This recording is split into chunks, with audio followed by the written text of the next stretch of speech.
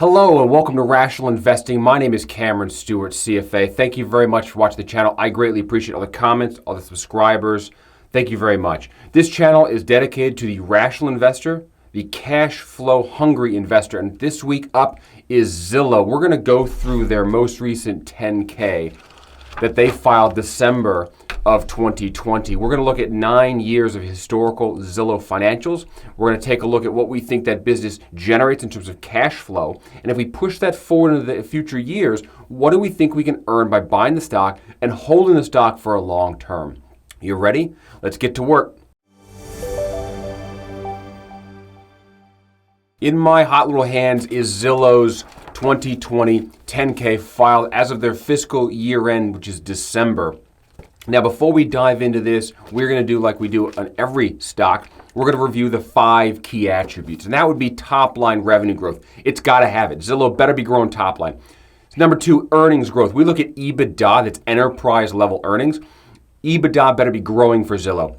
Number 3 is strong free cash flow. I want to see strong free cash flow from this company. It needs to have low debt, which is less than 3 times debt to EBITDA. It needs to be well priced. Well priced on an enterprise value to EBITDA level. It also has to be well priced such that it generates a return for us that is satisfactory for our own return on capital needs. Hopefully it beats the market. You ready?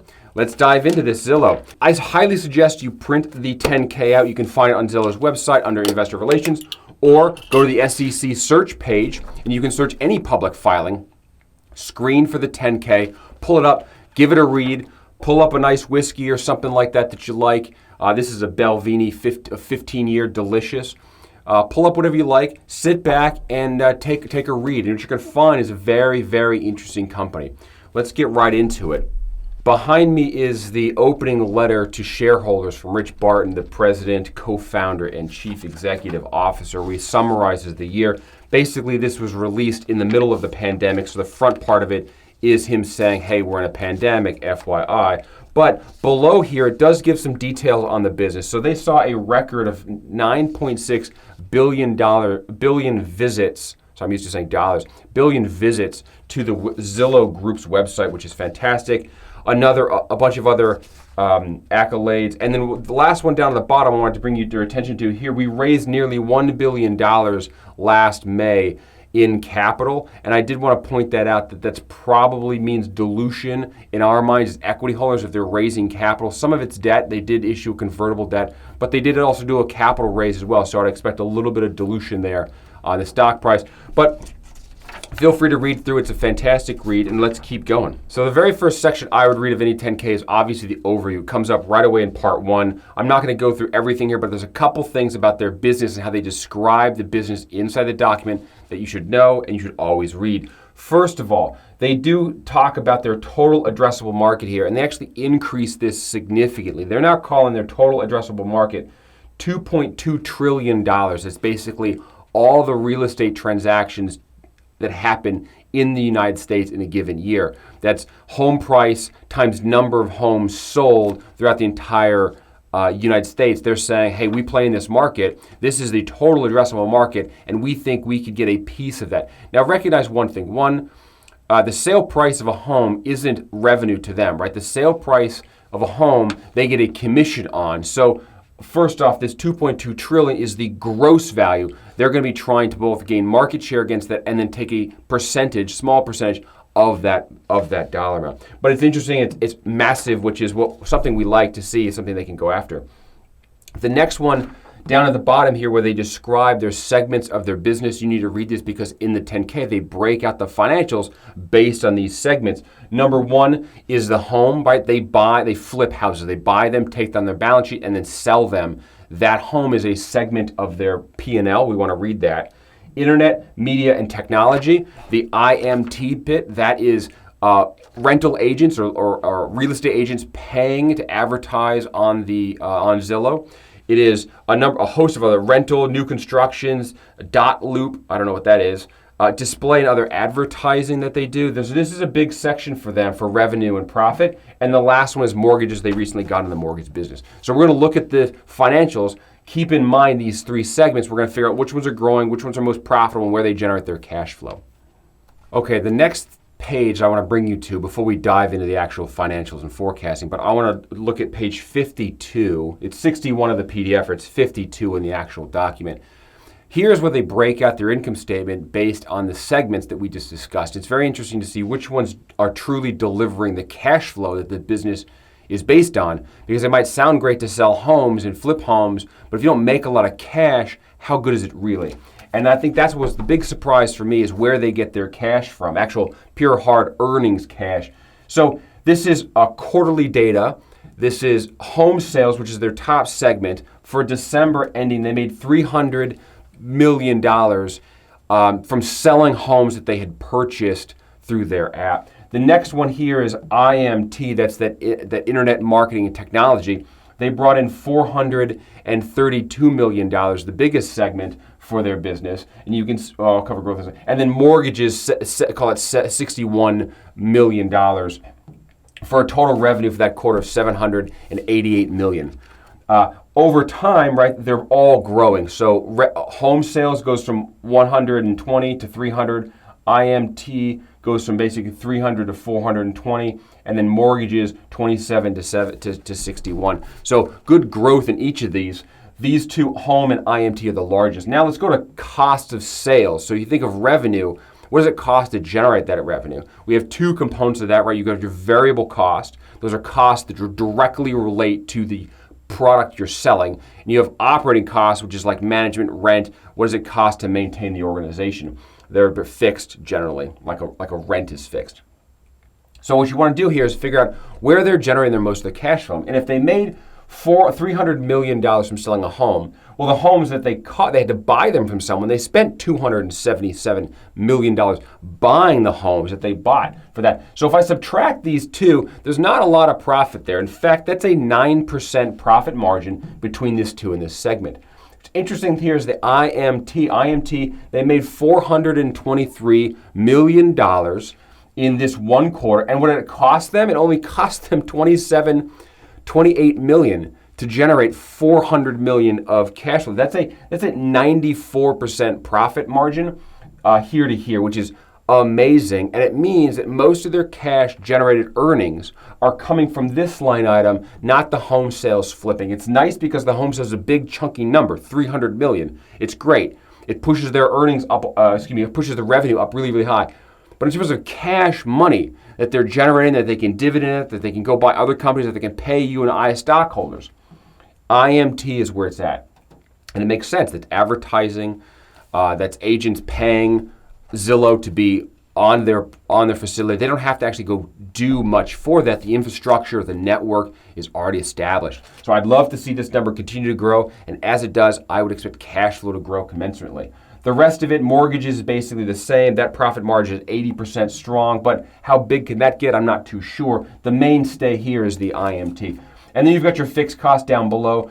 Very, very stable during this period of time. Both the technology and the general admin, basically constant. Sales as well. So I think this operating level, they're kind of reached a plateau where they can grow that slowly over time. But as revenue ticks up, especially the IMT, they're going to generate much more cash with that on a relatively fixed operating level, which means most of that cash would fall to the bottom line. And I really, really like that. Let's take a look at their full year P&L right now. So top line revenue, $3.3 billion in 2020. Prior year, 2.7. Prior to that, 1.3. Monster growth in top line revenue. I expect to be able to check the box on that one.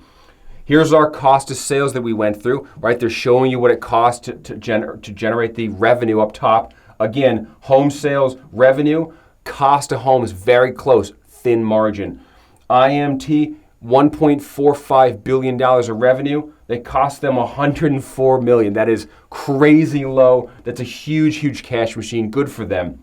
Same thing with mortgages. Same thing. So this chunky number here for so the difference between those two is their gross profit, basically the profit that they generated by selling their wares or their services, and that number is mostly driven by the IMT business. You've got pretty stable costs down below year to year failing. It is growing, but not nearly as fast as revenue. So I would expect operating margin to be growing over time. The income statement to me is very clean. Let's take a look at cash flow. Okay, so here's cash flow statement. We're going to pick up with the net income. That's the very first line, always in the cash flow statement. We're going to go down, take a look. They've got depreciation and amortization here, $110 million. It's not that big because the company's a software company. There's not a lot of capital equipment that they're buying, so depreciation will be fairly low. The big one here, share-based comp. A lot of the EBITDAs or earnings that I see on the market right now is the adjusted, including in the Zillow 10K, they adjust. And when they adjust, they add back the the share-based compensation for their employees, which is an absolute no-no. That must be expensed because those employees are working and they expect to be paid in shares as part of their overall compensation package. You cannot take that away. So that is truly an expense.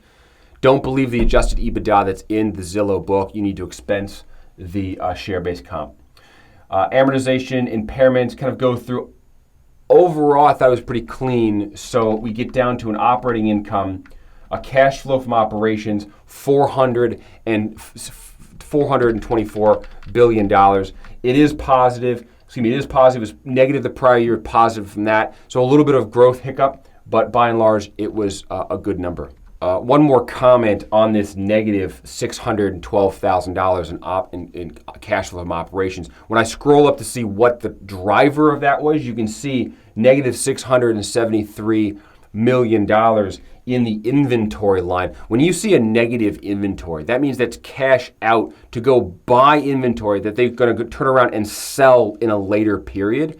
That's a good thing. That means they're growing, so they have to invest, in this case, by buying homes that they turn around and flip for revenue. So just because there's a negative in this particular year, in my book, it doesn't mean that they're losing cash. That is an investment into inventory that they're going to sell the next period, which they did, and they generated record earnings and profits. So I think I'm okay with that. I'm okay with this patterning as well. Purchase property, plant, and equipment is very, very small. $80 million is really nothing. And then, of course, you've got the cash flow from financing section down below, where they've got a little bit of paying of debt. They issued a convertible note, and then they're paying back some borrowing facilities, and the proceeds from stock options that they have to fund.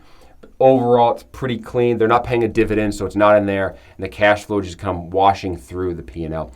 So let's take a look at the forecast, see what we get. Before we get into the forecast, let's take a look at our 9 years of historical financial on Zillow and see what we get.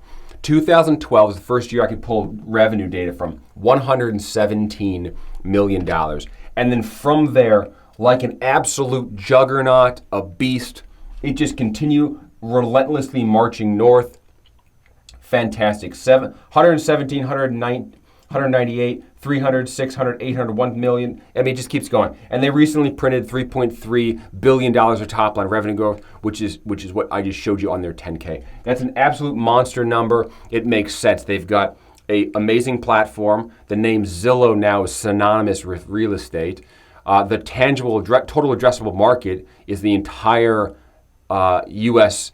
Real estate market, $2.2 trillion. So even if they get a fraction of that, it's going to be a really big number, and they're taking market share, which is fantastic to see. Strong growth. I put the annual growth rate of revenue off to the side, so you can see it's strong, double digits, some case triple digits. For the most part, it's in this 20% range, which we'll probably pick up when we forecast going forward. EBITDA, right? We want to see strong, growing EBITDA. What does that look like? Well, positive initially, a little bit of weakness here. I would imagine mainly because they're growing, right? They don't have the operating leverage just yet. But I was pleased to see that they're holding their fixed cost relatively fixed, and revenue scaling faster than OPEX. So they start to produce a profit, and that profit gets bigger and bigger for a record EBITDA of $126 million. Here's the growth rate, all over the place, obviously because they're growing a little bit. But for the most part, shockingly, it's strong, it's positive. We've seen a lot of stocks on this channel that are growing top line and absolutely obliterating cash and earnings, but these guys seem to be able to do it. Good for them. Let's take a look at enterprise value, and we'll start that with debt. So here I've got short-term and long-term debt. They do have some debt, $2.5 billion worth of debt. They even issued some new debt in 2021, calendar year 2021. But by and large, when I look at the amount of cash they have relative to the debt they issued, they can pay off most of that debt all in one go. So I'm not too concerned with that, even though this debt is significantly larger than the earnings. They have cash to pay it off, and earnings seem to be growing really quickly, so I'm okay with that. And when I look at it on a multiple basis over here, net debt to EBITDA, they're at 2.4 currently, and that seems fine to me. Market cap is shares outstanding times price. I get market cap. I add up the debt with the market cap, and I subtract the cash, and I get enterprise value. Enterprise value is the entire value of the company. This is a great example. Think of the home that you're buying on Zillow. The sale price of the home is the enterprise value of the home. If you then go to the bank and say, hey, I can't afford to pay cash for the entire home, I need a mortgage. The bank's like, okay, here is 70% of the value of the home. That's debt. That sits over here. If this number is fixed and I take this minus the debt, what's left is the equity. So it would be 30% equity in this instance, 70% debt in my little example, but the market value of the home never changed. Same thing with a business. The market value of a home is the enterprise value. How management decides to carry the balance sheet and finance that business, if they choose to hold debt, it lowers the equity value of the company. So just keep that in mind. That's why we look at enterprise value. That's the true value. Divided by EBITDA. Why do I do that? EBITDA is a proxy for cash. It's a poor one, but we'll get to cash in a second. But it's a solid earnings number at the enterprise level, the entire business. We don't want to look at earnings per share because as a CFO and professionally, I can manipulate EPS by buying back stock. Reducing the number of shares outstanding means EPS goes up even if I haven't generated any higher net income for the business. And I've covered that in other episodes in the past. Go check those out. But that's why we look at EBITDA. It's a proxy for cash, but it's higher up on the P&L and it represents the entire earnings of the business. So if I look at the entire value of the business and I look at the entire earnings of the business and I divide the two, I get a payback ratio or a holding period. How many years do I have to hold this stock for the business to generate enough earnings to essentially buy itself? And you can see 232 years is a monster number. I think that's probably the highest number we've looked at in this channel, potentially. And why are people paying such a high value? Well, it's because they believe earnings will grow really going. Okay, so that's why this number looks out of whack. If you try to do like a standard DCF or like a value investor kind of approach, they're going to shy away from that number. But realistically, any company could be value. It's a matter of what is the value going forward, and we're going to have to forecast the business to figure that out. Okay, next, let's take a look at free cash flow. We need to make sure that free cash flow is strong to check that box. Okay, behind me is free cash flow. Free cash flow from operations. We covered this number earlier in the annual financials when I showed you the annual financials. We've got $36 million in 2012. It's positive and it's growing with earnings, which I like. I very much like that. I even like that this is negative when EBITDA was negative, which means they're expensing costs that need to be expensed properly. I really dig that. But by and large, this number is moving north with revenue. It's fantastic. I'm going to take a little sip of my scotch just to say how fantastic that number is. Next, the next thing, what I love about software businesses is the Capex is tiny. Remember? Capex is the property, plant, and equipment that they have to buy and reinvest in the business in order to keep the cash flow running. And they've already built it. They built this system. And the tech developers, the R&D, it's all expensed in the P&L. So once you get through the P&L, there's no additional costs, or very little, that they have to expense in cash. So that what happens is EBITDA ends up being very close to cash flow from operations. Cash flow from operations ends up being very close to free cash flow because this number is very low. And I like that.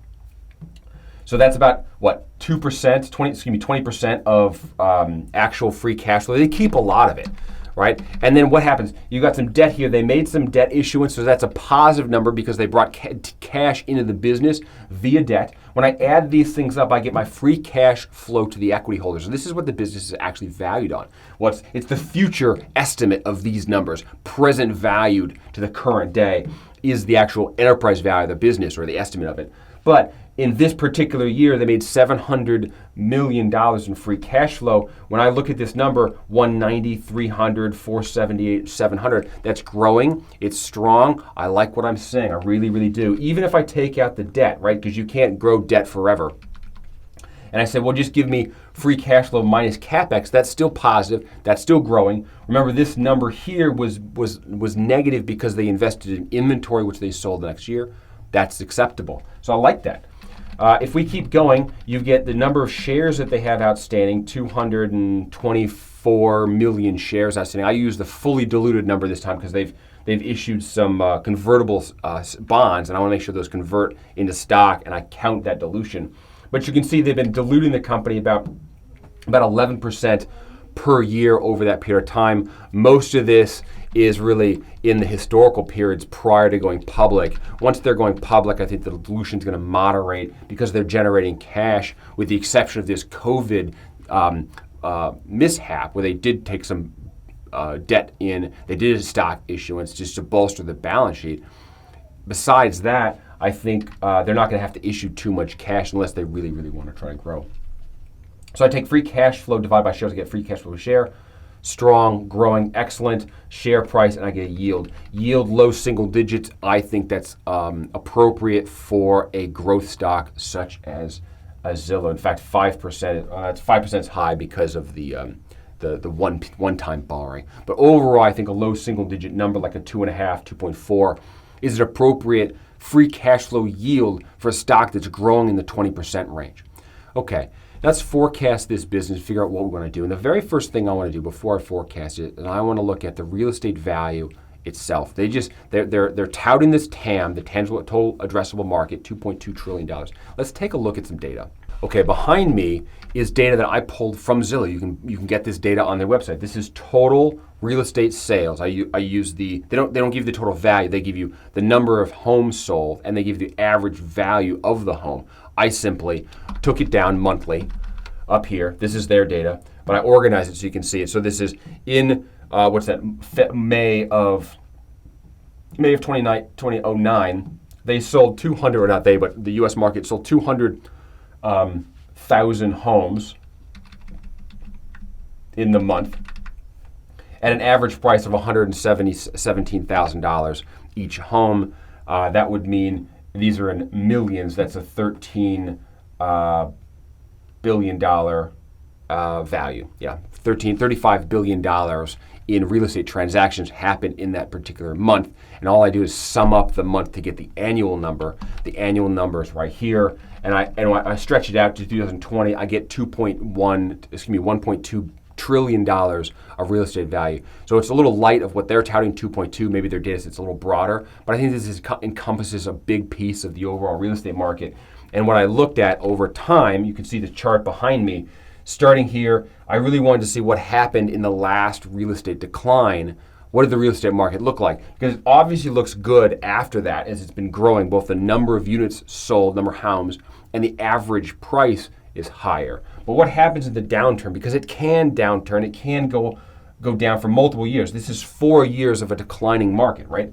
Here's our growth rate, 11%, 0, -4. This is rough times for the real estate market. And real estate is a cyclical business. It will turn over again, and you have, what is this, 8 years of almost double-digit growth in the real estate market. I think that's fueled by low interest rates, cheap money, and if that does turn over, you're going to see a real estate pullback. So we need to keep that in mind, that the real estate market can contract when we're looking at Zillow and forecasting. Now, the good thing is, I think that their economies of scale and their network is actually going to allow them to take market share as the market continues to grow, or even if it shrinks. Because in a down market, people might be looking to cut costs. They might cut out an agent or go to a digital platform that saves them money so they can maximize the value of their home. So even though this data seems to me like it's decelerating, going down, double-digit year-over-year growth, 15, 10, and then single-digit growth year-over-year here at the tail end, that to me seems growth is decelerating in the real estate market. But I would say that the market's big enough that Zillow can continue to take market share and continue to grow. Okay, Now, let's take a look at our forecast. So what I'm doing is I'm going to pick up revenue here, $3.3 billion, and I'm going to take this 22% annual growth rate, and I'm going to string that forward and grow revenue over time. So I'll take the 22% growth, and I'm going to reduce the growth rate annually of revenue as they get bigger and take market share. So I'll take revenue up to $4 billion, which, by the way, this is being filmed as of August. I looked at their current run rate for the last 3 quarters of their filings, and they're probably going to be above this number and beat this number. So it's a good check. So they're going to continue to grow, and that puts them at $16 billion of top-line revenue in 10 years. Now, their current EBITDA margin is 3.8% last year. And so what I'm doing is keeping that, and I'm going to grow their margin slightly over time to 10%, even though most of their money is coming from that IMT, which is really, really wide margin stuff. They're going to continue to flip homes, and that's going to be a thin market. As they grow, they can probably gain market share by getting even thinner and more efficient. So I don't think this is a huge margin business. It's a volume business, and that's okay. So this is a 10% EBITDA margin on $16 billion of top-line revenue. Gives me an EBITDA estimate of $1.6 billion out 10 years from now. Okay, let's plug it in. So EBITDA starts at $154 million and grows to $1.6 billion over that time frame. I'm giving a 25% handle. Why? A, software company, low capex, higher cash flow, higher multiple. B, growing strongly. We're still in solid double-digit territory on the growth perspective at this time. And C, that market is still huge even after they've grown for a decade. So I'm still going to give it a pretty curly number. I know that's high, but it's not a cheap stock. I don't expect it to ever really be a cheap stock. So I'm going to leave it at 25x. That means I'm at a $41 billion enterprise value, less some debt, plus some cash, puts it basically $40 billion of market value, divide by fully diluted shares outstanding. I get a $175 price target for Zillow out 10 years.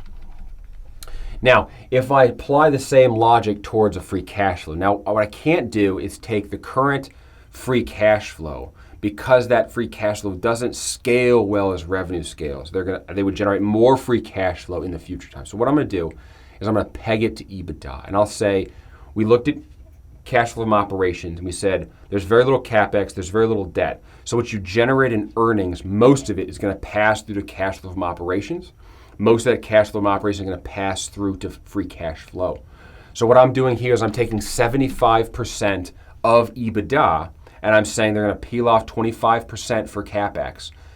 They're not going to borrow much, so most of it's going to go right through to the free cash flow to equity, and it's going to drop down, divide by the shares, and I get $1.20. I left this zero because the next couple years, they're not going to kick out a dividend anytime soon. For a little bit, to be a little conservative, I just gave it a zero number. Doesn't mean they don't generate the cash flow. I'm just saying I'm not going to count it in our discounted cash flow. So $1, and we go to $5.53 out 10 years. I apply the current yield on it, which is 2.4%, which I thought was a reasonable yield for a business that's growing. We've seen yields like this in the past for Google or Microsoft or so on and so forth. And I get a $230 price target out 10 years. So two different values, wildly different values, one based on free cash flow or an assumption of free cash flow, one based on an assumption of EBITDA. So now that we have a price estimate, we've got actually $230 and $175. I'm going to split the difference and call it about $200 of value I think this company is worth in 10 years. Now that we've formed an opinion on what we're willing to pay for the stock out in 10 years, now let's go look at what the stock price is and plug that into our IRR. Don't look at the stock price before you do this analysis. Do the analysis, then look at the stock price, so you're not unduly influenced by what you're seeing in the market, because the market is frequently wrong. So let's pop this into our IRR calculation. So I got $96 what I pay in for the stock right now. I've got couple 0 years to be conservative, but they do make cash flow. Then I get some free cash flow that's starting to be earning and represented to my stock, either as a dividend or just cash that they can go use to acquire or buy back stock. I'm out at $203 a share. That is a 10% IRR product, which is a market return. And if I look in total return, I get 2.5 times my money over that time frame. If I were to do a distribution chart, so I'm filming this now roughly August of 2021, stocks that move up and down, who knows what's going to happen, right? Well, you can come back and watch this video and say, okay, well, he did it, it was $96. Well, what happens if the price moves, but we keep the same forecast the same? As the stock price moves, the return falls unless you can up the earnings of the forecast. If the stock comes down, the return goes up nicely. So if there is some sort of dip in the real estate market or there's some dip in the stock market, this is definitely one to put on your radar to buy on the dip. I think it's fairly valued for where it is right now. And I'm trying to figure out what to give it. Let's review our 5 key attributes. Number 1, top line revenue growth. Absolutely 20% fantastic. EBITDA growth, yes, very strong, growing fast. Free cash flow, yes, they're a software company with network leveraging. I like it. There's very little Capex, strong free cash flow. Low debt, yes, less than 3 times. And well priced, yes, it is. It is yielding a 10% return, which is market. It's not my hurdle. I need more than that on my portfolio, but it's definitely something that is there. I'm going to give it a good. Because it meets all 5 factors, it is a market return. I would absolutely love it anywhere in here, preferably in here, is really where I'd want it. And I would watch it because you never know, sometimes the market melts down and things like this come on sale. So I would definitely put this on your shelf, put this on your radar. If you see it dip for whatever reason, it should be a great time to step in or get in now if you want a market return out for a decade.